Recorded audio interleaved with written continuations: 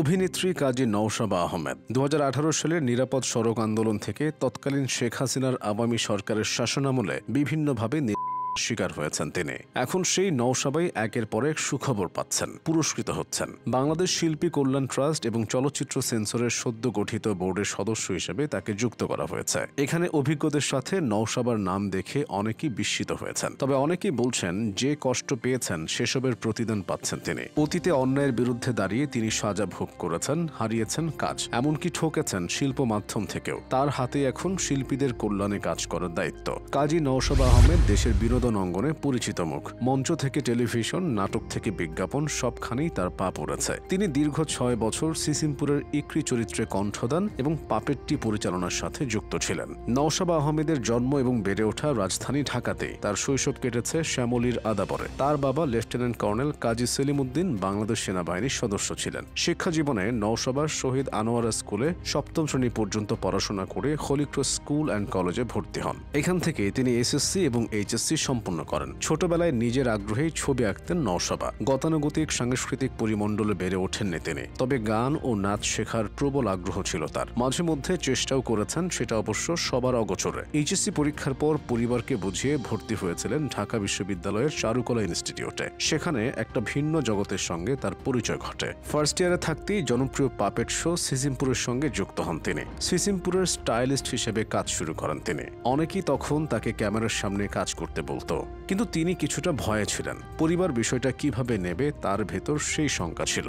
শেষমেশ সব ভয়কে জয় করে অডিশন দিয়ে ক্যামেরার সামনে চলে আসেন। শুরু করেন ইকরির ভয়েস দেওয়া এবং মাঝে মধ্যে ক্যামেরার সামনে হাজির হওয়া। মূলত ওই সময়ে তিনি অভিনয়ের প্রতি দুর্বল হয়ে যান। তারপর ধীরে ধীরে অভিনয়ে নিয়মিত হওয়া। ২০১১ সালে প্রথমবারের মতো তিনি মঞ্চ নাটকে অভিনয় করেন। তার অভিনীত সেই নাটকের নাম সোনাটা। এটি পরিচালনা করেছিলেন মুকুল আহমেদ। এরপর টিভি নাটক ও বিজ্ঞাপনে একটানা কাজ করেছেন। বাংলা লিংকের লেডিস ফার্স্টের বিজ্ঞাপনটি ছিল তার প্রথম বিজ্ঞাপন। এছাড়াও তিনি গ্রামীণ ফোন, বিবিসি সংলাপ, নেসক্যাফে, মেরিডিয়ান চিপস ও টেলিটকের বিজ্ঞাপনে অভিনয় করেছেন। বড় পর্দায় নওশাবার পথ চলা শুরু হয় ২০১৩ সালে। সে বছর তিনি অমিত আশরাফের পরিচালনায় উধাও সিনেমায় অভিনয় করেন। শিহাব শাহিনের পরিচালনায় জনপ্রিয় সিনেমা ছুঁয়ে দিলে মনের একটি অতিথি চরিত্রেও তাকে দেখা গেছে। ২০১৭ সাল ছিল অভিনয়ে নওশাবার সব থেকে সফলতম বছরগুলোর একটি। ওই বছর মুক্তি পেয়েছিল তার অভিনীত মুক্তিযুদ্ধ ভিত্তিক সিনেমা ভুবন মাঝি এবং অ্যাকশন ও থ্রিলার ধর্মী সিনেমা ঢাকা অ্যাটাক। দুইটি সিনেমায় দর্শক মহলে সাড়া ফেলেছিল।